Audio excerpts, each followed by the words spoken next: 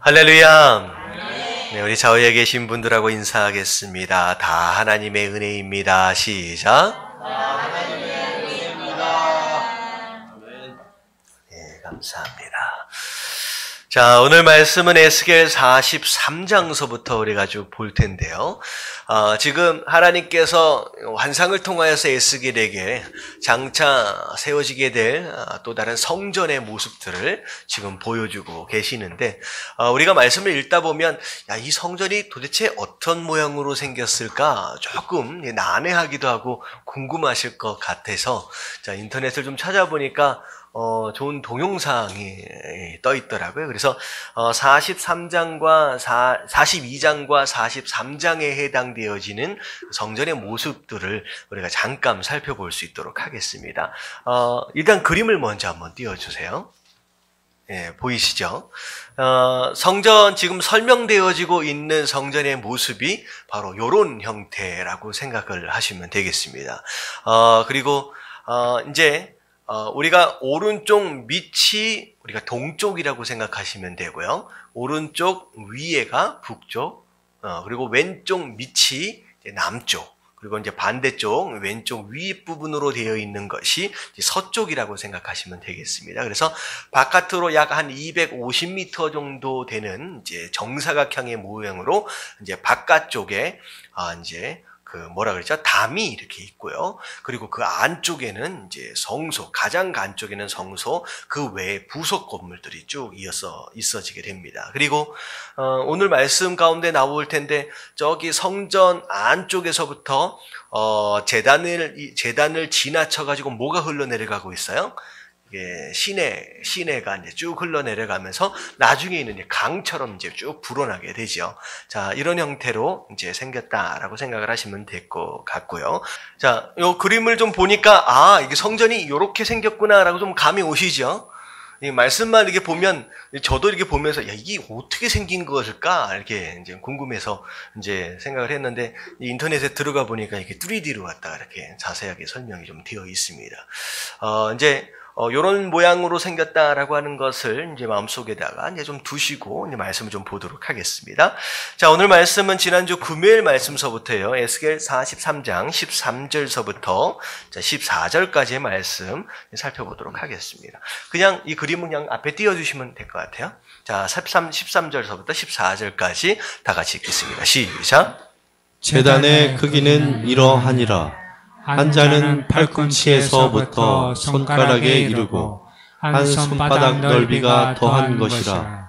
제단 밑받침의 높이는 한 척이요 그 사방 가장자리의 너비는 한 척이며 그 가로 둘린 턱의 너비는 한 뼘이니 이는 제단 밑받침이요 이 땅에 닿은 밑받침 면에서 아래층의 높이는 두 척이요 그 가장자리의 너비는 한 척이며 이 아래층 면에서 2층의 높이는 4척이요 그 가장자리의 너비는 한 척이며. 자, 13절, 14절 쭉 이어지는 내용은 우리가 좀 전에 봤다시피 제단에 대한 설명을 쭉 하고 있습니다. 하나님께서 에스겔 선지자에게 성전의 모습을 쭉 보여주면서 결국은 예배가 무너진 것으로 말미암아 이스라엘이 무너졌어요. 결국은 이스라엘의 회복은 어디에서부터 시작되어져야 한다? 예배를 통해서라는 거죠. 그래서 성전 저 바깥에서부터 안에 이르기까지 전부 다 이제 다 지어진 모양을 쭉 보여주시는 가운데 오늘은 마지막 부분의 제단의 모습, 가장 중요한 예배가 드려지는 가장 핵심적인 부분에 대한 설명이 쭉 이어집니다. 자, 그런 가운데 15절에 보면 아까쯤에 제가 말씀드렸다시피 제단에 보면 네 모퉁이에 뭐가 달려 있느냐? 뿔이 달려 있습니다. 뿔은 일반적으로 능력을 상징적으로 의미하는 거예요. 능력. 이건 뭐냐면 곧 성도의 능력은 어디에서부터 나온다? 예배 드려짐에서 나온다라는 거죠. 그래서 우리가 성도로 이 땅을 살아간다라고 했을 때 우리의 재능도 중요할 수 있고 실력도 중요할 수 있고 경험도 중요할 수 있지만 사실 우리의 힘의 근원은 어디에서 나온다는 거예요? 예배를 통하여 나온다라는 거예요. 왜냐하면 예배는 곧 하나님과의 만남이고 성도는 누구로부터 능력을 받는 자들이냐? 그 하나님으로부터 능력을 받는 자들이다라는 거죠. 그래서 이 세상을 이기는 힘은 예배로부터라는 거예요. 그래서 예배가 무너졌기 때문에 성도가 어려워지고 교회가 어려워지는 것처럼 결국은 우리가 회복되어질 수 있는 가장 중요한 첫 번째 스텝은 뭐냐면 예배를 회복하는 것에서부터 시작되어져야 한다라고 하는 것이죠. 자, 그래서 하나님께서는 무너진 하나님의 나라, 결국은 예배를 통하여 회복되어져야 한다라고 하는 것을 지금 강조하고 계시는 내용입니다. 자, 그러면서 17절까지는 성전 제단의 모습을 쭉 설명하시다가 이제 18절에서부터 보면, 자, 이제 제단이 다 지어지고 나서 성전이 완공되어지고 나서 첫 번째 드려지는 예배 어떻게 드려야 하느냐라고 하는 것에 대한 설명을 쭉 하고 있어요. 자, 예배를 드릴 때, 자, 이 제단을 만드는 18절에 보면 이 제단을 만드는 날에 그 위에 번제를 드리며 피를 뿌리는 규례는 이러하니라 한 다음에 19절에 보니까 어떤 제물로 하나님 앞에 드리라고 말씀하셨느냐? 속죄 제물을 삼고 그 속죄 제물을 드리라는 거예요. 자, 속죄 제물은 뭐 하는 제물이에요? 죄를 회개하고 용서받는 이제 그런 제물입니다. 자, 그러면서 쭉 이어지는 내용이 계속, 자, 20절 말씀을 같이 한번 읽어볼게요. 시작.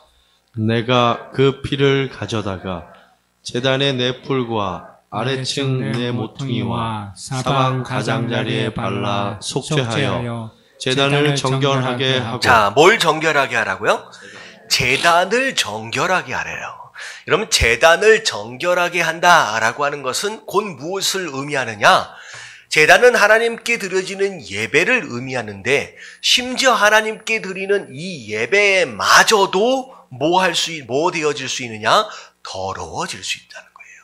죄로 인하여 타락할 수 있다라고 하는 거죠. 그래서 우리가 성막에 대하여 설명을 할 때 성막에 있어지게 되는 모든 기구들을 다 피를 뿌리면서 속죄하게끔 되어 있습니다.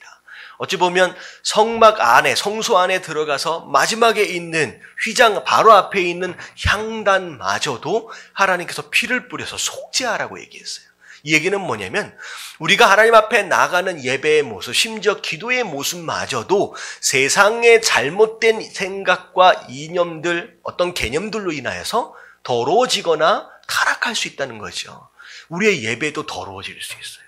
잘못된 의도와 잘못된 목적과 잘못된 태도로 하나님 앞에 드려진다라고 한다면 이 예배도 하나님 앞에서 무엇을 받아야 하느냐? 용서받아야 할 제목일 수 있다는 거죠. 여러분, 예배가 더러워질 수 있는 원인 여러 가지일 수 있지만 이기심, 또 욕심, 자기 의로 인하여 예배가 더러워질 수 있습니다. 내가 원하는 그 무엇인가를 이루기 위해서 예배를 이용하고 있다라고 한다면 여러분, 이건 욕심이고 이것은 이기심이라는 거죠. 그리고 내가 예배를 이만큼 드렸으니까 나는 하나님 앞에 복을 받을 만하다라고 여기는 이 생각 자체는 하나님의 의로 나아가는 것이 아니라 누구의 의로 나가는 거예요? 자기 의로 나가는 거예요. 결국 이런 태도와 이런 생각들이 바로 예배를 더럽힐 수 있다는 거죠.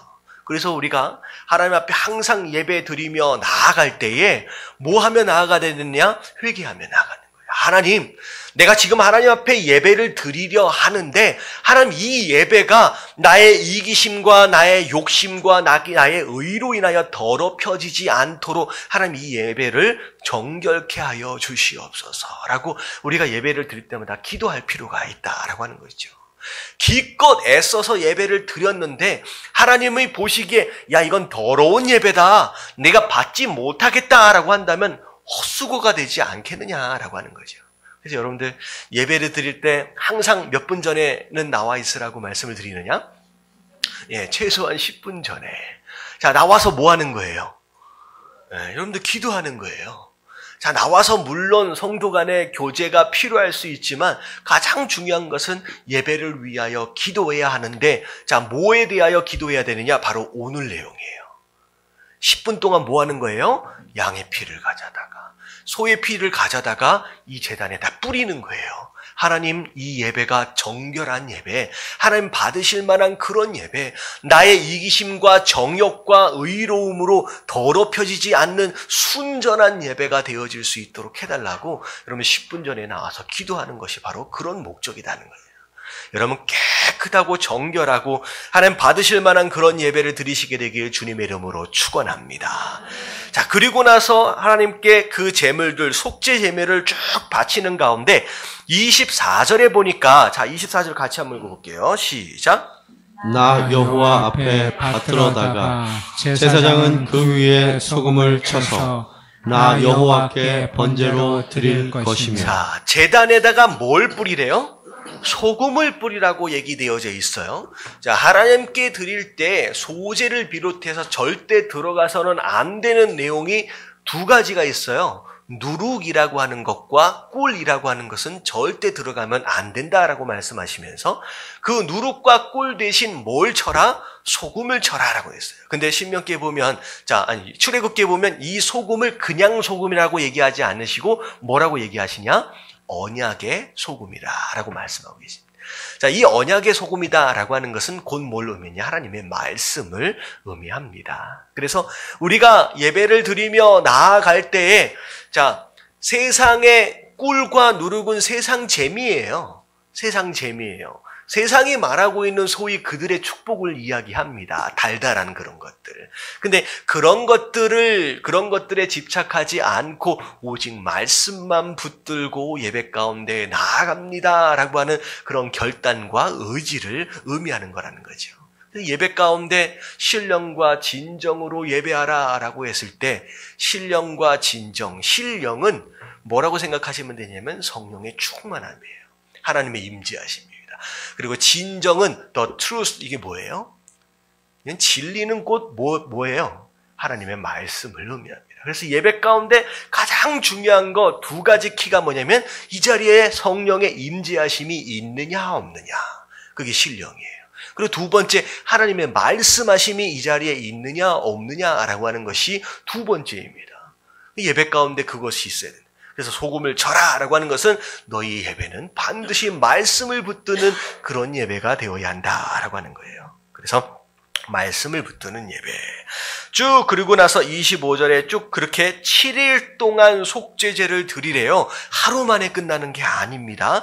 그리고 나서 7일째에 또 이제 속죄제와 정결하게 쭉 한 다음에, 자, 27절 같이 한번 읽어볼게요. 시작.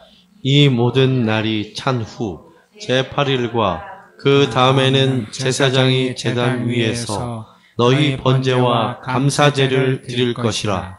그리하면 내가 너희를 즐겁게 받으리라. 주 여호와의 말씀이니라. 자, 그렇게 하면 내가 그 예배를, 그 제물을 즐겁게 받을 것이다 라는 거죠. 그래서 처음 예배 드려지기 전에, 진짜 예배가 드려지기 전에 속죄죄로 인하여 죄사함을 받아라, 용서를 받아라. 그 다음에 드려질 예배가 제8일째에 무슨 제물이니, 무슨 제사냐? 번제와 감사제입니다.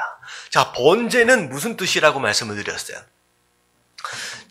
제사를 드리는 이제 방식들 가운데 특별히 번제 같은 경우에는 제물의 껍데기서부터 안에 이르기까지 하나도 남김이 없이 다 어떻게 한다고요?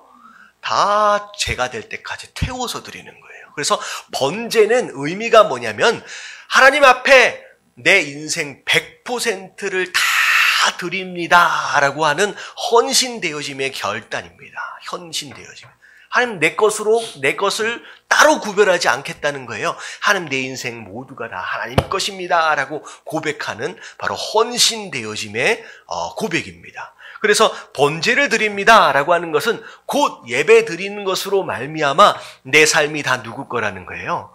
다 하나님 것입니다. 하나님 마음껏 사용하여 주시옵소서. 하나님 내 것으로 단 1%도 하나님 남겨놓지 않겠습니다라고 하는 결단의 모습이에요. 그리고 그 번제 다음에 뭘 드려요? 감사제예요.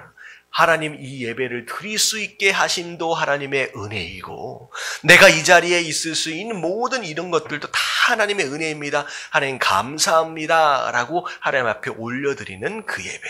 자, 그렇게 올려드렸더니 그제서야 하나님 뭘 받으신다? 그 예배를 즐겁게 받으시겠다라는 거죠. 그래서 정말 우리가 매번 드리는 예배들마다 하나님 받으시는 예배를 드리시기 원한다라고 한다면 예배 시작하기 전에 뭐 해야 된다고요? 예배를 정결하게 깨끗하게 하는 기도로 시작하여서 하나님 뭐라고 말씀하시든 나는 순종하는 주의 종입니다 라고 헌신하며 감사함으로 나아가는 것으로 말미암아 진짜 예배다운 예배를 드릴 수 있는 저와 여러분들 되시길 주님의 이름으로 축원합니다. 그래서 성전이 완성되어지고 나서 제단이 세워지고 나서 첫 번째 예배가 이렇게 드려져야 된다는 거예요. 이게 바로 내가 기대하는 그 예배다라고 하나님 말씀하십니다. 자, 그리고 나서 44장으로 넘어올게요. 자, 1절서부터 2절까지의 말씀 같이 한번 읽어봅니다. 시작. 그가 나를 데리고 성소의 동쪽을 향한 바깥문에 돌아오시니 그 문이 닫혔더라. 여호와께서 내게 이르시되 이 문은 닫고 다시 열지 못할지니 아무도 그리로 들어오지 못할 것은 이스라엘 하나님 나 여호와가 그리로 들어왔음이라. 그러므로 닫아 둘지니라. 네, 혹시 경복궁을 혹시 가보신 분 계세요? 이 경복궁을 가보면 바깥문에서 이제 안쪽으로 쭉 들어오면서 왕이 다니는 길이 있습니다. 그래서 경복궁 안에 보면 영화 같은데 이렇게 보면 큰 이제 업무를 보는 큰 집이 이제 궁궐이 이렇게 있으면 이제 바깥서부터 이제 신하들이 쭉 서잖아요. 근데 안쪽으로 들어오다가 가장 가운데 쪽에 있는 이제 그 길이 조금 다른 길보다 조금 높아요. 그 길은 누구만 걸을 수 있는 길이냐? 왕만 걸을 수 있는 길이에요. 이제 어찌 보면 왕만 걸을 수 있는 길로 다른 누구도 밟을 수 없는 길로 만들어 놨어요. 마치 오늘 동쪽에 나 있는 이 문에 대한 설명은 곧 그런 것과 같아요. 자, 이 동쪽 문은 항상 닫아두래요. 열어놓지 말래요. 왜냐하면 그 동쪽으로 누가 들어오신다?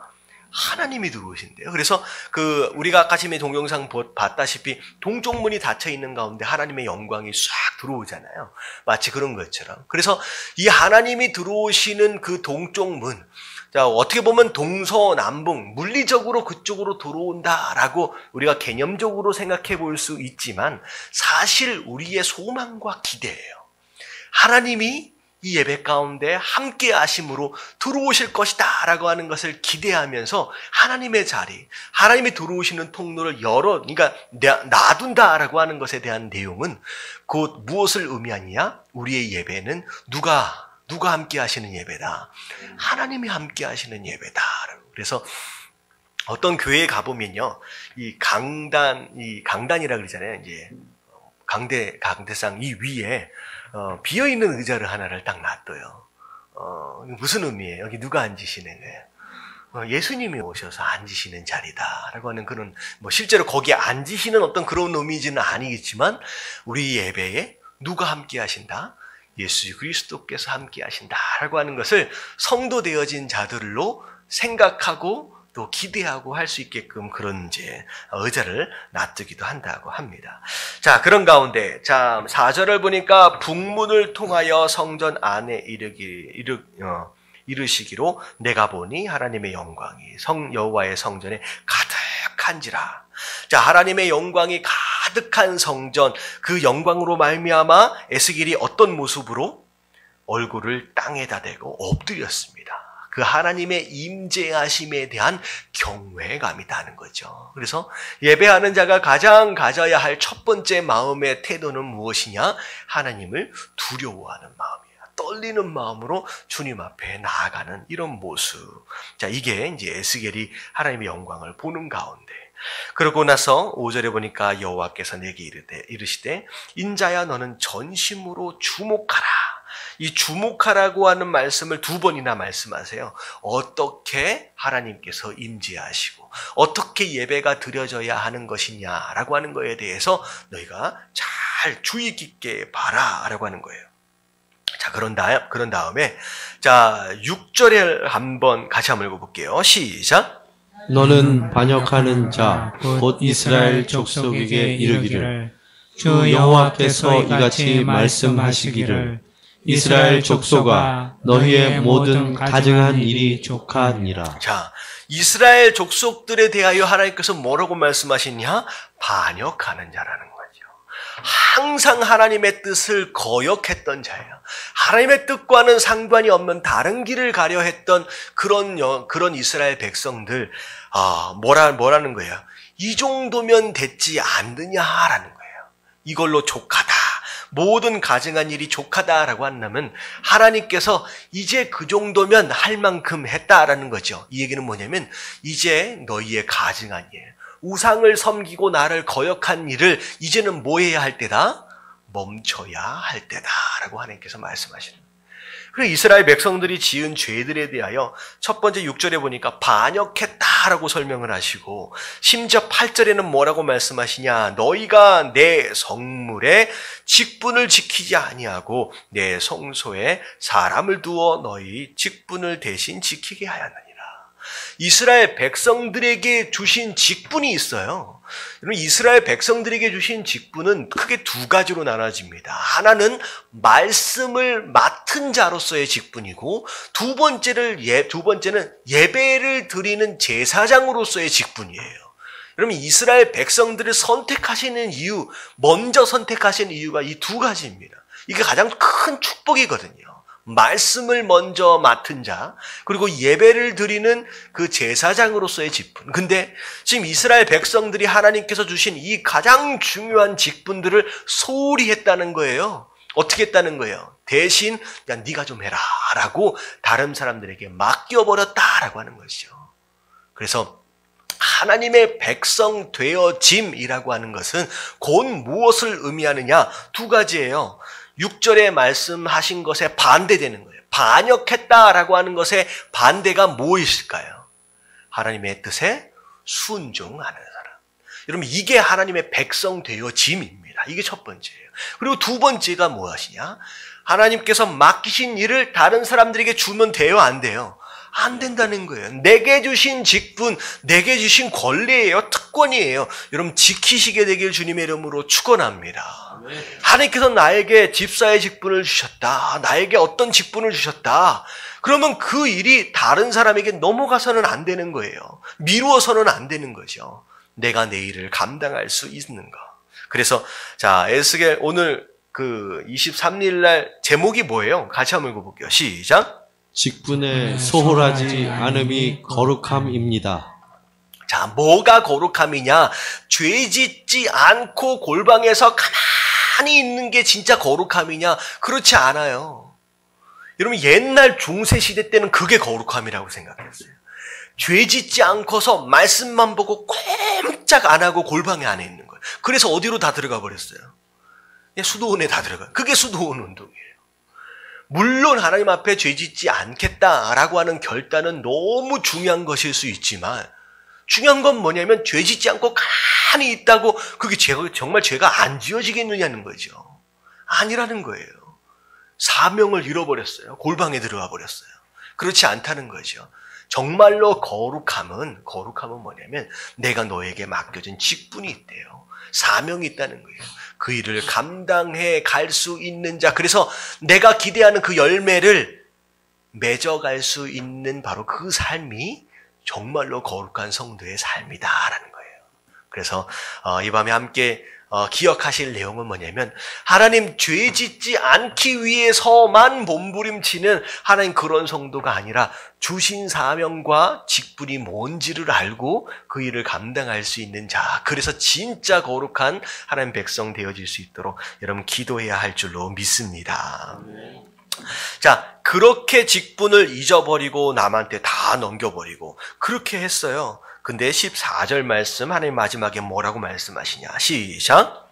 그러나 내가 그들을 세워 성전을 지키게 하고 성전의 모든 수종드는 일과 그 가운데에서 행하는 모든 일을 맡기리라. 네, 너희가 아무것도 아닌 것처럼 버려버렸지만 사실 그 일을 다시 너에게 돌려주겠다라고 하는 거예요. 그래서 우리가 탕자의 비유에서 가장 마지막으로 하나님 그 아버지가 탕자에게 하신 게 뭐예요? 해준 게 뭐예요? 마지막에 뭘 신겨줘요? 예, 신을 신겨줍니다. 그 신을 신겨준다라고 하는 게 무슨 의미다? 아들로서의 사명을 회복해 주시는 거예요. 그러니까 집을 떠나는 것으로 말미암아 아들로서의 책임과 사명을 포기한 것이거든요. 근데 마지막에 신을 신겨주는 것으로 말미암아 내가 너를 아들로 세웠을 때 아들로서 감당해야 할 그 사명과 직분을 다시 감당할 수 있도록 회복해 주시겠다라고 하는 거. 이게 바로 그것에 대한 말씀입니다. 그래서 정말로 회복되어진다라고 하는 것은 어디까지 회복되어져야 되느냐? 처음에는 예배가 회복되어지는 것으로 말미암아 마지막에는 뭐까지 회복되어져야 돼요? 사명까지 회복되어져야 그때 완전한 회복이 되어진다라는 거예요. 여러분들 사명을 기억하시고 그 사명을 감당할 수 있는 저와 여러분들 되시길 주님의 이름으로 축원합니다. 자, 우리 주일날 말씀으로 넘어오겠습니다. 44장 15절. 자, 오늘은 토요일 말씀까지 전부 다 끝낼게요. 왜냐하면 이번 달까지 해서 에스겔이 이제 마무리가 또 지어지게 됩니다. 또 제가 끝날 때 잊어버릴까 봐서 미리 광고를 좀 드리도록 하겠습니다. 뒤에 5월달 이제 생명의 삶이 나왔습니다. 여러분들 주일날까지 기다리시게 되면 혹시 없어서 구입할 수 없을 수도 있어요. 그래서 금요일날 참석하신 분들은 이제 특권이죠. 먼저 가져가실 수 있는. 그리고 저희가 이제 교회에서 저걸 3,500원에 사와요. 그냥 가져가시면 너무 좋겠지만 여러분들 돈을 받고 팝니다. 왜냐하면 내가 한 푼이라도 내면 아까워서라도 하루치라도 더 볼 것 같은 생각에 그렇게 팝니다. 그래서 3,000원에 구입하시면 좋겠습니다. 이제 넘어갈게요. 자, 15절, 15절 말씀만 같이 한번 읽어볼게요. 시작. 이스라엘 족속이 그릇 행하여 나를 떠날 때 사독의 자손 레위 사람 제사장들은 내 성소의 직분을 지켰은즉 그들은 내게 가까이 나와 수종을 들되 내 앞에 서서 기름과 피를 내게 드릴지니라. 주 여호와의 말씀이니라. 자, 하나님께서 예배를 집례할 수 있는 특권이죠. 이 특권을 누구 자손에게 이제 국한을 시키셨냐면 사독의 자손들이에요. 이 사독이라고 하는 자손은 그 레위 지파의 한 분파입니다. 자, 근데 하나님께서 왜 사독의 자손들에게만 제사장 직분을 왜 맡기셨느냐?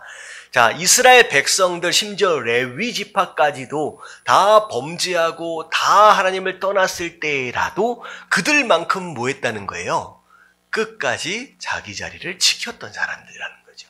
그래서 어떻게 보면 이 사독의 자손들이 특별히 그들이 재능이 있었다, 그들이 뭐 똑똑했다, 뭐 실력이 좋았다라고 하는 것으로 말미암아 그들에게 이 제사장 직분을 맡긴 것이 아니라 뭐를 잘했기 때문에 순종을 잘했어요. 끝까지 자기가 지켜야 할 그 자리를 지켰던 사람. 나머지 다 배반하고 반역하고 불순종의 길을 간다라고 했을지라도 그들만큼은 그들의 자리를 지켰기 때문에 내가 그들 또한 어떻게 보면 그들이 나에 대하여 의리를 지켰기 때문에 나도 그들에 대하여 뭘 지키는 것 같아요. 하나님이 내가 의리를 지키겠다라고 하는 어떤 그런 모습이에요. 사실은 우리가 믿음을 의리로 하는 것은 아닐 거예요. 의리와 믿음은 분명히 차이가 있습니다. 근데 최소한 의리 정도라도 지킬 수 있는 그런 모습들은 사실 우리에게 있어야 된다는 거죠. 하나님이 우리를 위해서 뭘 내어주셨어요? 생명을 내어주셨어요. 이러면 조폭들은 조금 뭘 도와주면 거기에 감동해가지고 뭘 내나요? 자기 생명을 내놓잖아요. 그걸 자기들은 의리라고 하거든요. 근데 우리는 이미 그 생명을 받은 자로서 생명을 얻은 자인데 우리가 그 정도 의리는 지켜야 하는 것이 아니냐라고 저는 감히 좀 생각을 해봅니다. 하나님께서 그 말씀을 하시는 거예요. 사도 너희가 끝까지 나에 대하여 의리를 지켰다는 거예요. 그래서 나도 너에 대해서 의리를 지키겠다라고 말씀하시는 거예요. 그래서 자, 하나님의 일을 하는 사람은 계속 반복해서 말씀드리는 것처럼 실력 있는 자가 아니에요. 뭐 하는 사람을 하나님께서 쓰시는 거예요? 끝까지 자리를 지키고 순종하는 자. 그럼 그 사람들을 하나님께서 사용하신다는 겁니다. 자, 그런 가운데 16절, 17절을 보니까 제사장들이 입는 옷들마저 하나님께서 이제 정해 주시죠. 자, 에봇이라고 이제 부르는데 양털 옷을 입지 말래요. 가는 베옷을 입어라. 쭉 나오니까 뒤에 보니까 이제 심지어 땀이 나지 않게. 그러니까 성소 안에서 여러 가지 일들, 그리고 제단에서 불을 태운다라고 했을 때 굉장히 그 주변에는 굉장히 덥거든요. 그래서 일반적으로 제단이 굉장히 커요. 그래서 양이나 소가 한 마리 정도 올라가서 태워지는 게 아니라 뭐 최소한 12마리 이상 정도가 올라갑니다. 엄청나게 불이 이렇게 활활 타기 때문에 주변에 있으면 굉장히 더워요. 땀이 납니다. 그래서 양털 옷을 입으면 이제 일하기 너무 어려워지니까 이제 가볍게 가는 베옷을 입어라라고 하나님 말씀하시는 거예요. 근데 중요한 건 뭐냐면 바깥들, 백성들이 있는 바깥들, 우리가 이제 그림에서 보면 제단이 있고 제단 주변을 뭐라고 부르느냐? 안뜰이에요. 안뜰. 자, 이 안에서는 이제 백성들이 함께 모여 있지는 못해요. 이 안에는. 근데 주로 백성들이 예배를 드릴 때 어디에 가득 차 있냐면 그 제단 바깥쪽에 있는 바깥들에 이제 백성들이 쭉 차 있잖아요. 자, 근데 이 바깥들로 나올 때는 그 베옷을 입고 나가지 말라고 말씀하셨어요. 자, 어디에서 갈아입도록 되어 있느냐? 성소의 북쪽과 남쪽에 있는 별관에서 옷을 갈아입고 나와라라는 거죠. 그래서 실제로 백성들은 제사장이 어떤 옷을 입고 들어가서 예배를 드리는지, 제사를 드리는지 봐요, 못 봐요? 사실 못 보는 거죠. 그렇게 이제. 그래서 제사장들과 백성들을 특별히 하나님께서 이제 구분하시고 이제 구별하시는 그런 모습들을 봅니다. 자, 그리고 20절에 보니까 자, 이 제사장들에게 하시는 이제 말씀인데 이 제사장들은 예배를 드릴 때의 모습뿐만 아니라 심지어 머리끝에서부터 발끝까지를 특별하게 이제 하나님이 원하시는 모습대로 좀 구별하여 하길 원하세요. 자, 그래서 머리를 어떻게 하지 말래요? 머리를 빡빡으로 밀면 안 된다라고 얘기를 합니다. 그리고 머리를 또 길게 길러서는 안 돼요. 자, 머리를 어떻게 하라고요? 단정하게 깎아라라고 말씀하십니다. 그리고 자, 안뜰에 들어갈 때는 뭘 마시면 안 된다? 포도주를 마시면 안 됩니다. 여러분들, 포도주는 이스라엘 백성들에게 있어서의 음료수예요. 언제든지 마실 수 있는 물과 같은 것인데 예배를 드릴 때에는 정해진 규례를 따라 정확하게 드려야 되거든요. 근데 만약에 취해 있는 것으로 말미암아 실수하게 되면 그 예배가 잘못되어지거나 심지어는 이 제사장 같은 경우에는 뭘 잃을 수도 있어요. 생명을 잃을 수도 있습니다. 그러니까 그런 사소한 실수들이 일어나지 않도록 하기 위해서 술을 절제하고 제정신으로 들어가라라고 하나님 말씀하시는 거예요. 그리고 과부나 이혼한 여인에게 장가들지 말라. 그러니까 과부나 이혼한 여인이 뭐 잘못됐다라고 말씀하시는 것이 아니라, 물론 이제 율법 시대에는 이제 부정한 자라고 이제 구별하시기도 하지만, 이 얘기는 뭐냐면 결혼이나 혼인에 대한 내용들도 자기 마음대로 할 수 있는 것이 아니었다는 거죠. 혼인에 대한 가정을 이루는 어떤 그런 모습들도 하나님 보시기에 합당하게 구별되어진 모습으로 살아라라고 하는 거예요. 자, 그리고 23절에 보니까 제사장의 직분은, 자, 첫 번째는 제사를 집례하는 것이고, 자, 두 번째는 뭐 하는 것이냐? 하나님의 말씀을 가르치는 직분을 제사장에게 주셨습니다. 그래서 어떤 것이 거룩한 것이고 어떤 것이 속된 것인지에 대하여 구별할 수 있도록 백성들에게 가르치라라고 하는 것을 23절이에요. 그렇게 가르치는 거. 그리고 24절에 보니까 제사장이 또 어떤 직분을 가졌어요? 자, 송사하는 일을 뭐 하되? 재판하라라고. 그러니까 재판관의 일까지 이제 제사장에게 맡기셨습니다. 사실 그 전까지만 해도 누가 했었던 일이에요? 이건 이제 제사장이 아니라 정치하는 왕이나 뭐 그들의 신하들이 맡아서 했던 일인데 이것을 이제 하나님께서 제사장에게 이제 맡기시는 모습을 보게 됩니다. 자, 그리고 나서, 자, 28절에 보니까 그들에게, 제사장들에게는 기업이 있으리니, 자, 뭐가 기업이라는 거예요? 내가 곧, 하나님이 곧 기업이 되도록 하겠다라는 거예요. 이 얘기는 뭐냐면, 자, 제사장이 먹고 사는 것에 대한 문제는 누가 책임진다는 거예요? 하나님이 책임지시겠다라고 하는 것이죠. 그래서 이 뒤에 나오는 내용들을 보면 제사장이 어디에서 살지에 대한 것과 어떤 토지를 갖는 것에 대해서 백성들보다 먼저 하나님께서 정리해 주시고 먼저 정해 주시는 이런 모습들을 봅니다. 그래서 하나님께서 알아서 이 제사장들이 예배나 가르치는 일이나 재판하는 그의 직무에만 집중할 수 있게끔 먹고 사는 것이나 이런 문제에 대해서 고민하지 않게끔 정리해 주시는 모습들을 이제 보게 되는 것이죠. 자, 그리고 나서 자, 30절을 보면 또 각종 처음 익은 열매와 너희 모든 예물 중에 각종 거제 제물을 다 누구에게 돌리라고요? 제사장에게 돌리고 너희가 또 첫 밀가루를 제사장에게 주어야 한다. 그래서 옛날에 우리 어머니 시대 때 아버지 시대 때는 어떻게 했어요? 뭐든지 처음 무엇이 나오면 이게 봉다리에다가 보자기에다 싸가지고 누구에게 먼저 드려요? 목사님한테 갖다 드려요.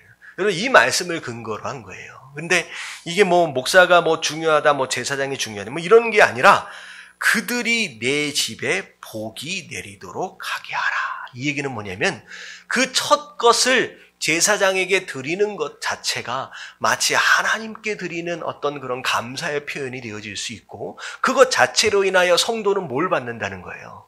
이런 복을 누린다는 거죠. 그래서 뭐 그런 얘기가 있잖아요. 뭐 제가 확인해 보지 않아서는 잘 모르겠지만 그렇게 예전에 뭐 주의 목사님들을 주의 종들을 섬겼던 그런 어르신들의 자녀들이 다 하나같이 복을 받는 것들을 우리가 경험한다라는 그런 얘기들이 좀 있습니다. 그것 자체로 하나님께서 복을 주시겠다라고 말씀하십니다. 자, 그리고 나서 31절에 보니까 자, 새나 가축이 저절로 죽은 것이나 찢겨져서 죽은 것은 다 제사장이 먹을 수 없다. 먹고 마시는 것에 대해서도 제사장은 구별하기를 원한다는 거예요. 자, 여기서 말하고 있는 제사장은 뭐 물론 주의 종들을 의미하기도 하지만 우리가 다 왕 같은 제사장이다라고 말씀을 하셨잖아요. 결국은 하나님을 예배하는 자들로서 또 제사장의 직분들을 감당하는 하나님의 백성들로서 우리가 무엇을 구별해야 하느냐라고 하는 것. 심지어 머리 모양까지도. 머리 모양. 그래서 어떤 목사님들은 그래요. 머리를 쭉 길러가지고 예수님처럼 보였으면 좋겠다. 그래서 그렇게 하시는 분들도 있어요. 근데 중요한 건 뭐냐면 심지어 외모마저도, 심지어 먹는 것마저도, 심지어 입는 것마저도 특별하게 구별하여서 할 줄 아는 거. 그것으로 말미암아 하나님의 영광이 가려지지 않도록 하기 위한 것이다라는 거. 여러분들 우리의 삶을 겉으로 드러나 보이는 이런 모습들까지도 우리가 좀 구별하여서 조심할 필요가 있다라고 하는 거예요. 이렇게 살 수 있는 저와 여러분들 되시길 주님 이름으로 축원합니다. 뭐 누가 그런 얘기를 하더라고요. 목사님 문신하는 게 죄예요, 죄가 아니에요? 물어보더라고요. 죄예요, 죄가 아니에요? 죄예요? 큰일 났네, 여기 문신했는데. 여기 문신했는데 큰일 났네. 여러분들이 문신하고 안 하고 라고 하는 것 자체를 죄다 아니다 라고 얘기하기는 어렵습니다. 왜냐하면 문화적으로 아프리카를 가면 문신들을 다 해요. 그게 어찌 보면 오늘날 우리가 화장하는 거랑 마찬가지입니다. 근데 중요한 건 뭐냐면 내가 외형이잖아요. 다른 사람들에게 보여질 때 하나님의 백성답게 보여지는 것도 매우 중요할 수 있다는 거예요. 제사장이다라고 한다면 제사장답게 보여줘라 라고 말씀하시는 바로 그런 이유입니다. 그래서 문신을 막 이렇게 해가지고 예수 믿으세요. 그러면 은혜가 되겠느냐는 거예요. 예수 믿으면 참 좋아요. 하면 이게 은혜가 안 된다는 거예요. 무슨 얘기인지 아시겠죠? 그래서 어떤 분은 God is love라고 여기다 문신했다는데 그건 괜찮느냐? 여러분 이제 제가 구체적으로 설명드리지 않아도 되겠죠? 어떤 기준이 있어서 죄다 죄가 아니다 라고 경하는 게 아니라 과연 나의 겉모습, 이 모습이 하나님께 영광을 돌리고 있느냐. 누가 보든 하나님의 자녀구나, 하나님의 백성이구나 라고 여겨질 수 있는 모습, 은혜가 되어질 수 있는 모습일 수 있느냐라고 하는 것으로 우리가 스스로를 좀 구별하여 좀 치장할 필요가 있다는 거죠. 그래서 너무 찌질하게는 한다. 꾀재재하게 다니면 돼요, 안 돼요? 이러면 세수도 잘하고 이렇게 머리도 잘하고 그렇게 다녀야 돼요. 왜냐하면 꾀재재 가지고 다니면 되게 불쌍해 보이잖아요. 은혜가 돼요, 안 돼요? 그래서 깔끔하게. 자, 이게 말이 좀 길어지면 좀 엄한 데로 가니까 이해되어지시죠? 자, 45장으로 넘어오겠습니다. 자, 1절 말씀만 같이 한번 읽어볼게요. 시작. 너희는 제비 뽑아 땅을 나누어 기업으로 삼을 때 한 구역을 거룩한 땅으로 삼아 여호와께 예물로 드릴지니 그 길이는 25,000척이요 너비는 10,000척이라. 그 구역 안 전부가 거룩하리라. 자, 너희는 땅을 나누는데, 자, 어떻게 땅을 나누라고 말씀하시느냐? 제비를 뽑으래요. 여러분, 제비를 뽑는다라고 하는 것은 어떤 사람의 의지와는 상관이 없이 누가 정해주신다는 거예요? 하나님이 정해주신다라는 겁니다. 원래 가나안 정복 전쟁 당시에 여호수아 때는 어떻게 정했어요? 이스라엘 백성들 각 지파들마다 뭘 그려가지고 왔느냐? 그림을 그려가지고 왔습니다. 나는 여기에 가서 살고 싶습니다. 나는 여기에 가서 살고 싶습니다. 라고 그림들을 그려가지고 와가지고 그 지파들마다 스스로 정했어요. 그래서 대표적인 예가 그 갈렙이 나는 여기입니다. 라고 이제 정해서 뭐죠? 어디죠? 헤브론을 갈렙이 가져가잖아요. 어떻게 보면 차지하기 굉장히 어려운 땅이에요. 나이 80에. 근데 일단 차지하고 나면 뺏기는 것 자체가 어려운 땅이 되는 거예요. 근데 이 헤브론 땅을 이 갈렙이 그 나이 많이 먹어서 차지하게 된다. 그러니까 선택했어요. 근데 새롭게 허락하시는 새 이스라엘은 하나님 뭐라고 말씀하시냐? 너희가 마음대로 가서 선택하는 것이 아니라 누가 정해주시겠다는 거예요. 내가 정해주시겠다. 내가 정해주겠다라고 하는 거죠. 이 얘기는 뭐냐면 하나님의 백성들은 어디에 살겠다 마저도 사는 장소와 위치마저도 누구의 인도하심을 받는 거예요. 여러분, 하나님의 인도하심을 받는 거예요. 전통적으로 한국 같은 경우에는 그 이사할 때 뭐 한다 그러잖아요. 이사 뭘 받아요? 이사 날을 받는다 그러잖아요. 여러분, 이건 이제 미신적인 것이고 잘못된 것이지만 어찌 보면 한국 사람들 나름대로 아무 때나 이사하면 안 된다라고 하는 그들 마음대로의 신앙이 있는 거예요. 토속 신앙이죠. 그러니까 마치 이것처럼이라고 얘기하기는 애매하지만 우리가 어디에 사느냐, 어디에 이사하느냐 이런 것마저도 우리가 하나님 앞에 물어볼 수 있어야 되는 거예요. 내 마음대로 아무데나 가서 살 수 있는 것이 아닙니다. 자, 그런 가운데 한 구역을 거룩한 땅으로 구별하라 라고 말씀하시면서 그 땅 안에서 하나님께서 이건 내 땅이다 라고 정해주신 거룩한 땅이 있다라고 하는 거죠. 자, 근데 그 땅은, 그 땅의 가장 중심은 뭐가 있냐? 지금 우리가 본 것처럼 성소가 있어요. 성전이 있는 거예요. 자, 그리고 그 다음, 그 성소에서 가장 가까운 반경 안에서의 땅은 하나님께서 누구에게 주시기로 했느냐? 사독 자손, 제사장에게 주시기로 했어요. 그래서 가장 가까운 곳에서 예배 드릴 때에 어렵지 않게끔 가장 가까운 장소로 사독의 자상 제사장들에게 먼저 분할해서 주시게 됩니다. 자, 그리고 나서 그 다음 반경에는 누구에게 주셨느냐? 레위 지파. 그래서 성전 안에서 수종을 드는 자들에게 그 다음에서 분배를 쭉 해 가십니다. 자, 그리고 나서 그 다음 바깥쪽에는 하나님께서 누구에게 주시기로 했느냐? 8절에 보니까 7절 8절에 보면 누구에게 주신다고요? 자, 왕족들에게 주신다. 프린스라고 나와 있어요. 왕족들에게 주신다라는 거예요. 왕족들에게. 자, 그러면서 자, 8절에 보니까 왕들에게 어떤 규모도 마찬가지고 위치도 마찬가지고 하나님께서 너희는 여기서 살아라 라고 정해주시면서 하시는 말씀이 뭐냐면 8절을 같이 한번 읽어볼게요. 시작. 이 땅을 왕에게 돌려 이스라엘 가운데 기업으로 삼게 하면 나의 왕들이 다시는 내 백성을 압제하지 아니하리라. 그 나머지 땅은 이스라엘 족속에게 그 지파대로 줄지니라. 네, 왕족들에게 어떻게 말씀하셨느냐? 넌 여기서만 살아라는 거예요. 그 전까지만 해도 왕들이 어떻게 했느냐? 더 큰 땅과 더 부자가 되기 위해서 원래 자기네 땅이 아닌데, 분할되어진 자기 땅이 아닌데 백성들의 땅을 강압적으로 착취하고 그리고 얻어냈다라고 하는 것이요. 근데 하나님께서는 이제부터는 그렇게 못하게 하셨어요. 왕은 너희가 차지할 땅이 정해져 있다는 거죠. 더 이상 욕심 부리지 말라는 거예요. 그러면서 9절에 뭐라고 말씀하시냐? 이스라엘의 통치자들아 너희에게 만족하리라. 그 정도면 충분하다는 거예요. 뭘 더 이상 그렇게 가지려고 애쓰지 말라는 거죠. 그렇게 애쓰면 애쓸수록 누구만 힘들어져요? 백성들만 힘들어진다는 거죠. 너희는 포악과 겁탈을 제거하여 버리고 오직 누구의 하나님의 뜻, 정의와의 공의를 행하여 내 백성에게 속여 빼앗는 것을 그칠지니라. 주 여호와의 말씀입니다.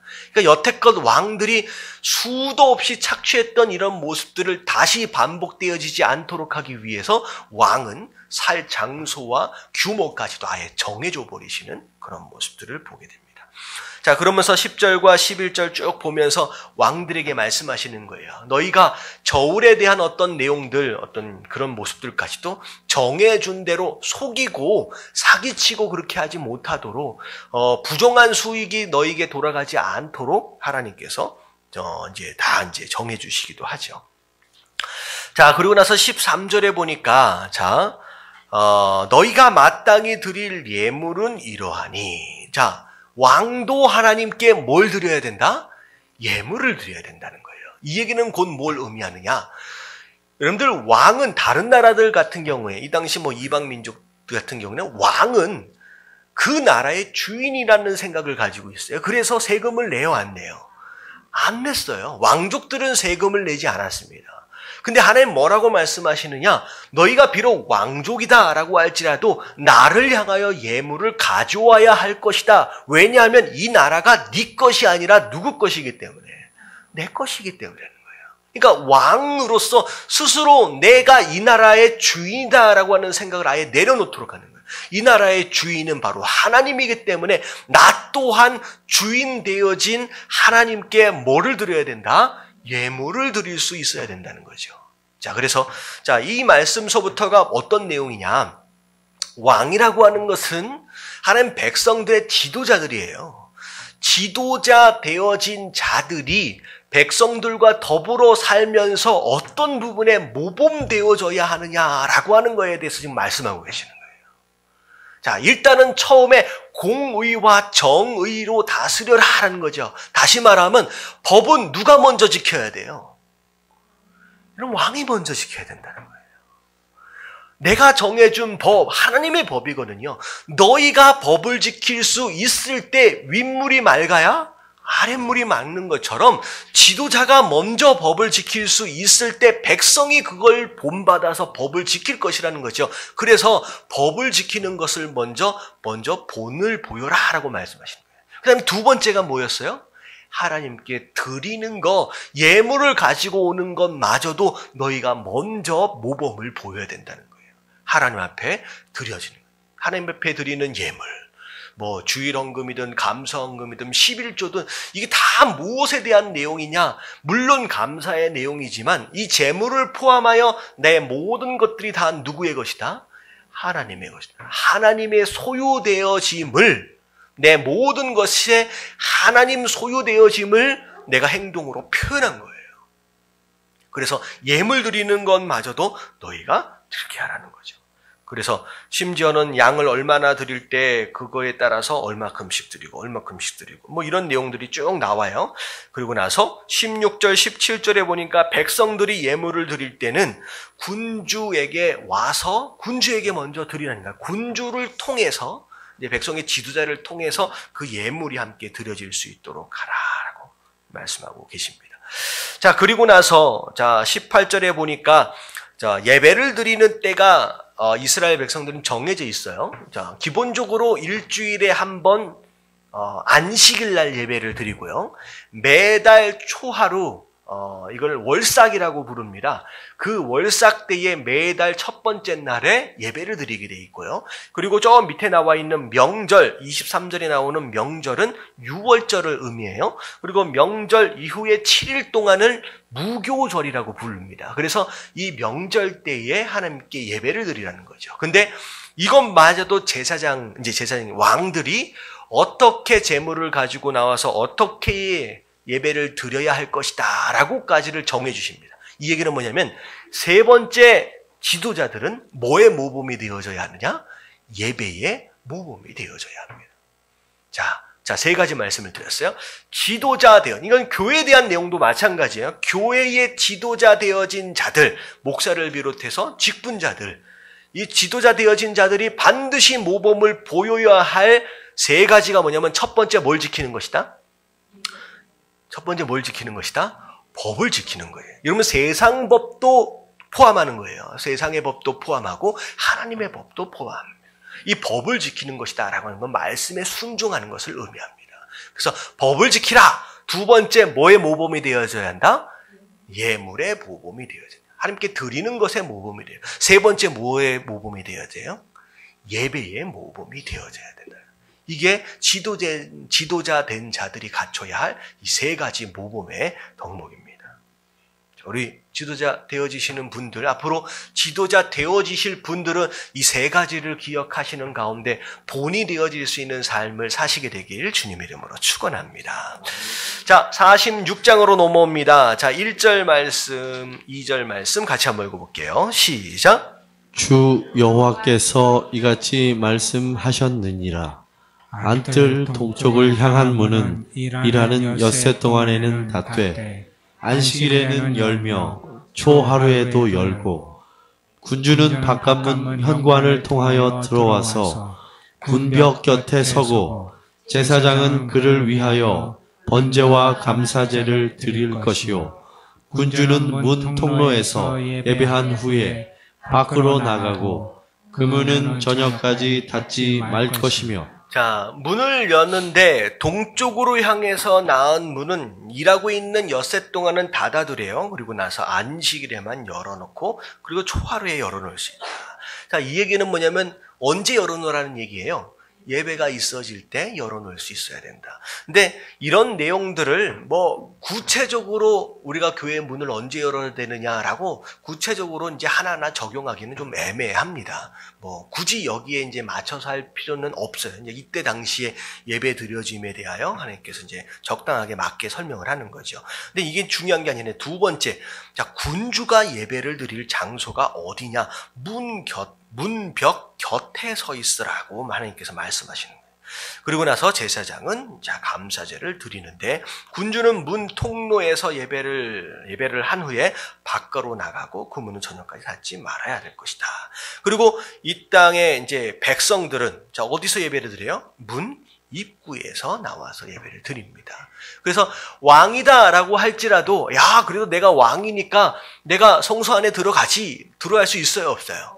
없어요. 어떻게 보면 정치적으로 보면 왕이 제사장보다 더 높은 위치에 있는 것처럼 보이지만 자 왕이 더 높다, 제사장이 더 높다라고 하는 개념이 아니라 맡겨진 역할이 다른 거예요. 그래서 사울이 이것 때문에 혼났죠.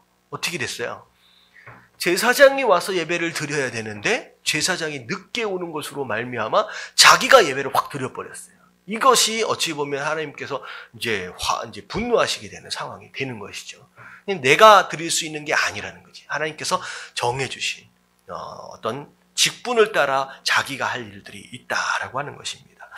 자, 근데 자 4절에 보니까 자, 근데 비록 안에까진 들어오지 못한다라고 할지라도 군주는 백성들보다는 어디에서 더 예배를 드리게 돼 있느냐? 조금이라도 더 성소에서 가까운 위치에 서서 예배를 드리게 됩니다. 자, 이게 뭐냐면요. 예배를 드릴 때 지도자 되어진 자들이 어디에 위치해 있어야 하느냐? 이거는 이제 적극성이에요. 예배의 어떤 앞에 앉아야 된다, 뒤에 앉아야 된다라고 하는 어떤 물리적인 내용이기보다는 어떻게 예배를 드려야 되느냐? 더 적극적인 자세로 앞에 나올 수 있는 그런 마음 자세가 굉장히 중요하다는 거죠. 근데 우리 한국은 좀 이상한 게 좀 있어요. 여러분들 옛날에 그 학창 시절 때 그 소풍을 가면 이제 수학여행 같은 걸 가면 저기 힘세고 반장이나 이런 애들은 그 버스 타면 제일 어디에 앉아요? 제일 뒤에 앉잖아요. 이거 한국 정서가 약간 그런 게 있어요. 여러분 국회의사당을 가보면 자리가 어떻게 선정이 됐냐면 가장 앞에는 누가 앉아요? 초선 의원들이 앉고 여러분들 중진들은 다 어디에 앉아요? 전부 다 맨 뒤에 앉아가지고 이러고 있어요. 여러분 이건 한국 정서, 이거 잘못된 거거든요. 여러분 영국이라든지 그 굉장히 그 민주주의가 발달해 있는 유럽 쪽에 가면 초선 의원이 중진들이 다 어디가 있느냐? 가장 앞에 나와 있어요. 법을 결정하고 일을 하고 뭐 한다 그랬을 때 가장 적극적으로 먼저 앞에 참여해서 움직이는 거예요. 근데 한국은 이상하게 뒤에 딱 앉아서 얼마나 잘하나 보자라고 팔짱을 끼고 구경하는 것 같은 그런 모습. 하나님은 그것이 아니라는 거예요. 왕 되어진 자 저 위에서 자 백성들 얼마나 예배 잘 드리느냐 보자 위에서 내려다보는 게 아니라 왕 되어진 자는 어디까지 나와라는 거예요. 여러분 성소 바로 앞에까지 문 앞에까지 나와서 네가 먼저 적극적으로 예배를 드려라 라고 하나님 말씀하시는 거예요. 여러분 예배는 관람하는 게 아니에요. 물론 말씀을 듣는 시간들이 많이 있긴 하지만 여러분 절대 예배를 본다라고 말하지 마십시오. 예배는 어떻게 하는 거예요? 드리는 거예요. 예배를 받으시는 분은 누구예요? 하나님이시거든요. 근데 우리가 잘못 이제 생각 없이 얘기하다 보면 예배를 본다라고 얘기하는 것처럼 마치 극장에서 내가 영화 하나를 관람하는 것처럼 그런 식으로 되어버릴 수 있다는 거죠. 그래서 한동안 한 10년 전에 우리 성전 새로 지을 때 다 의자가 뭘로 바뀌었었어요? 극장식 의자로 딱 바뀌어가지고 다들 뭐하고 있어요? 그럼 다 자고 있어. 한 10분만 지나면. 이런 모습이 되어서는 안 된다라는 거죠. 그래서 적극적인 자세로 네가 왕 되어졌느냐? 네가 지도자냐? 그래서 먼저 앞에 나와서 예배 드릴 줄 알아라 라고 말씀하십니다. 자, 그리고 나서 4절서부터 쭉 나오는 내용이 뭐냐면 안식일날, 초하룻날, 명절날 어떤 예물을 어떻게 드려라 라고 쭉 말씀하고 계시는데 자, 우리가 좀 주목해야 할 단어가 3번이나 나와요. 5절에 한 번 나오고 7절에 한 번 나오고 11절에 한 번 나와요. 뭐가 주목해야 할 단어일 것 같아요? 그 힘대로. 이 단어를 3번이나 말씀하십니다. 여러분 이 힘대로라고 하는 것은 네가 능력이 있는 정도를 따라서라고 하는 내용이 아니에요. 자, 영어를 보면 뭐라고 나와 있어요? As much as he please. 이거 무슨 뜻이에요? 기뻐하는 대로예요. 무슨 내용이야? 하나님께 예물을 가지고 나올 때의 마음의 자세는 뭐냐면 아까워 죽겠다라고 하는 그런 마음이 아니라 자원하는 마음으로 기뻐하는 마음으로 적극적인 마음으로 그렇게 예물을 가지고 나올 수 있어야 된다라고 얘기하는 거죠. 예물을 드릴 때 이런 기쁨으로 드리실 수 있는 저와 여러분들 되시기 주님의 이름으로 축원합니다. 자, 근데 누가 어떤 목사님이 그런 설명을 하시더라고요. 예물을 드릴 때 아낌없이 드려야 한다라고 하는 것과 아깝지 않을 만큼 드리는 것과는 다른 내용이에요. 이거 무슨 내용인지 아시겠죠? 여러분 아낌없이 드리는 건 맞는 것이지만 아깝지 않을 만큼 드린다라고 하는 건 전혀 다른 내용이죠. 제가 전에 섬기던 교회에서 이제 아는 자매인데 예물을 드릴 때 제가 한 번 말씀드린 적이 있었던 것 같은데 정말로 손이 부들부들 떨리면서 눈물을 머금고 드려본 예물이 있다라고 얘기를 하더라고요. 뭐냐면 하나님, 제가 첫 번째 월급을 받으면 제가 첫 번째 월급이니까 하나님께 다 드리겠습니다. 약속을 했대요. 왜냐하면 취직하기가 너무 어려우니까 그렇게 취직하기 전에 그렇게 하는 게 약속하는 거예요. 그래서 정말로 취직이 돼서 이게 직장을 들어갔는데 제법 괜찮은 직장이었던 것 같아요. 뭐 사회 초년생인데 한 4,5천 불 정도 되니까 굉장히 좋은 회사야죠. 근데 그 회사는 성과급이 있는데, 여러분, 성과급이 장난이 아니래요. 성과급이 뭐 2배, 3배가 아니라 10배, 20배 정도 되는 성과급이 나오는 거예요. 근데 첫 월급이 있는데, 설 월급을 드리기로 했는데, 성과급이 무슨 프로젝트를 그 팀에서 성공적으로 맞춰서 성과급이 그 팀에게 다 들어온 거예요. 그래서 약 한 2만 불 정도가 같이 딸려온 거예요. 근데 결국은 처음 받은 월급의 어카운트 안으로 얼마가 들어온 것이냐? 약 2만 5천 불 정도가 들어왔어요. 원래 생각할 때는 얼마 드리기로 생각했어요? 한 4, 5천 불이었거든. 4, 500만 원. 근데 일주일 내내 고민하는 거예요. 저한테도 와서 물어봤어요. 얼마를 드려야 맞는 거냐고. 근데 결국 얼마 드렸을 것 같아요? 2만 5천 불 다 했어. 근데 2만 5천 불을 다 내올 때 약속을 지킨다고 다 했는데 진짜 하나님 앞에 드릴 때 손이 막 떨리더라는 거예요. 헌금 바구니가 돌아가는데 그 전까지만 해도 느껴보지 못한 두려움과 떨림과 그래서 그 자매가 뭐라고 얘기하느냐? 아낌없이 드린다라고 하는 것에 대한 개념과 아깝지 않을 만큼 내가 드린다라고 하는 개념을 제가 거기서 확실하게 배웠다.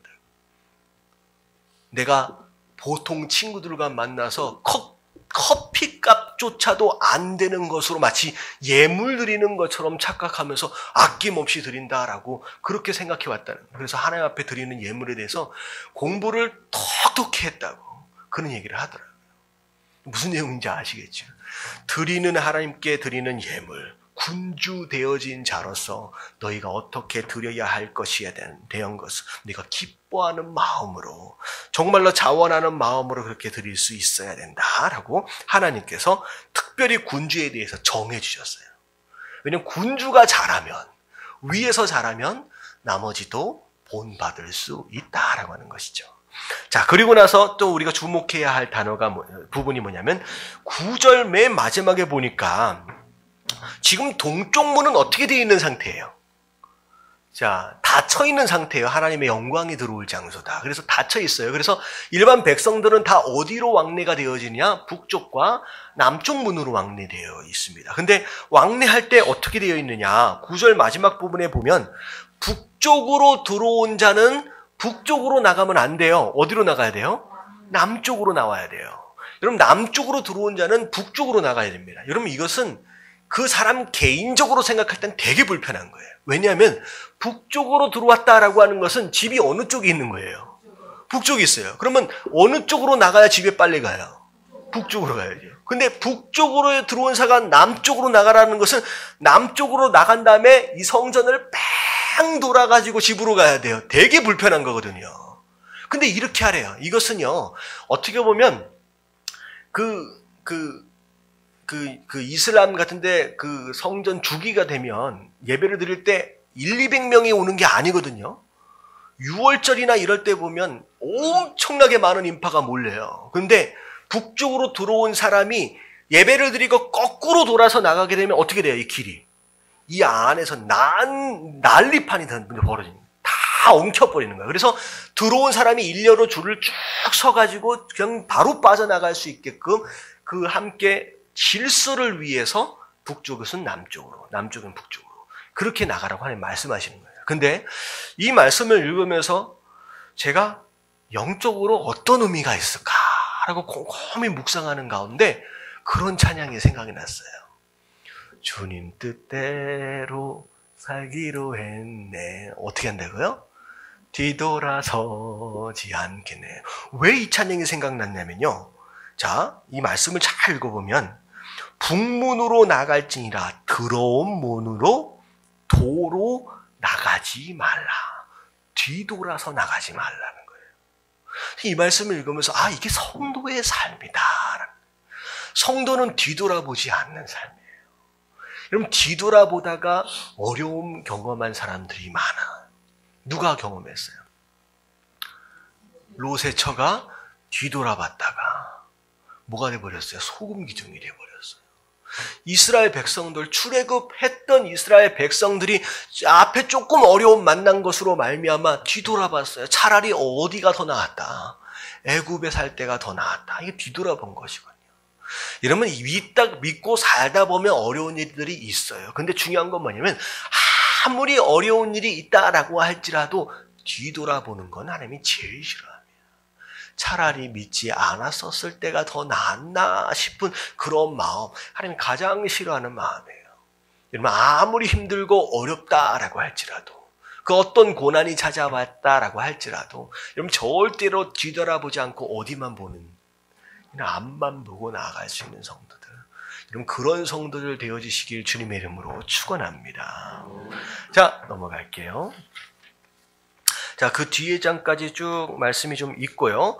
자, 그리고 나서 군주에게 16절에 보면, 군주에게 16절에 보면, 왕들은 주신 땅들을 아들에게 선물을 주면, 어차피 상속자이기 때문에 그 아들에게 계승되어질 수 있습니다. 자, 근데 만약에 종에게 그 땅을 선물로 줬다라고 한다면, 종이 죽은 게 아니죠. 그 종에게 줬다라고 한다면 50년마다 한 번씩 오는 희년이 있잖아요. 희년이 되어지게 되면 그 땅은 누구에게로 돌아가요? 원래 왕족에게로 돌아오게끔 되어 있어요. 이 얘기는 뭐냐면 이스라엘의 토지 그 규례가 뭐냐면 어떤 누구든 그 토지를 영구히 소유하는 것이 허락되어지지 않습니다. 그냥 가문에게 토지의 경작권만을 주는 거예요. 그래서 어떤 상황으로 인해서 매매가 되어질 수 있는 상황, 하지만 50년마다 희년이 돌아왔을 때는 원래 주인에게로 돌아가게끔 되어 있습니다. 그래서 우리가 룻기에 보면 나오미의 가족들이 다 모압으로 이민을 가버렸잖아요. 여러분, 이 상황 자체가 어떤 상황이냐면 제대로 기업을 운영을 못한 거예요. 그러니까 땅을 제대로, 하나님께서 원래 주신 땅을 제대로 기업처럼 운영을 못해서 다 팔아버리고 다 잃어버린 거예요. 그래서 외국으로 이민을 갈 수밖에 없는 상황이 된 거예요. 근데 갔더니 남편도 죽고 아들들도 다 죽어버렸어요. 자, 돌아왔는데 원래는 그 가문에게 주신 땅이 있는데 땅을 돌려받으려면 누가 있어야 돼요? 그 가문에 남자가 한 명 있어야 돼요. 왜냐하면 남자에게 상속권이 있기 때문에. 근데 나오미가 돌아왔을 때, 룻하고 돌아왔을 때 남자가 있어요, 없어요? 없어요. 그래서 이 가문에 원래 주신 땅을 돌려받을 수 있는 그게 없는 거죠. 그래서 어떻게 한 거야? 보아스를 만나서 아들을 낳게 되는 것으로 말미암아 원래 그 가문에게 주셨던 땅을 다시 돌려받게 되는 권한을 받는 겁니다. 무슨 내용인지 아시겠죠? 그러니까 이스라엘 땅은 그렇게 되어 있습니다. 근데 심지어 왕마저도 너희 마음대로 너희 땅을 아무렇게나 팔고 사고 하지 말라는 거죠. 하나님의 정해주신 규례를 따라서. 그렇게 하신 이유가 뭐냐면 하나님의 백성들이 자기의 사업을 하는 것으로 말미암아 그 사업을 떠나 흩어지지 않도록 하시기 위한 거예요. 하나님의 백성들이 다른 나라로 이민을 가버리고 떠나버리고 하는 그런 일들이 없도록 하시겠다는 거죠. 하나님의 나라, 하나님의 백성들이. 자, 그리고 나서 19절서부터 쭉 나오는 내용은 우리가 성소 북쪽과 남쪽에 있는 거룩한 방들에 대한 설명들 쭉 하시면서 거기에서는 제사장들이 부엌처럼 음식을 해서 먹는 장소, 그리고 23절에 보니까 백성들이 어디에서 음식을 해서 먹을 수 있을까? 저 바깥쪽 네 귀퉁이. 우리 그림에 보면 저기 네 귀퉁이 있잖아요. 네 귀퉁이 약간 진하게 표시되어 있는 네 귀퉁이 거기가 이제 부엌이 되는 겁니다. 그래서 백성들은 거기에서 음식을 해가지고 그래서 거기에서 이제 나눠서 이제 방들에 들어가서 이제 먹게끔 하나님께서 정해주시는 어떤 그런 내용이 바로 24절까지의 내용이에요. 자, 그 다음 넘어갈게요. 잠깐만요.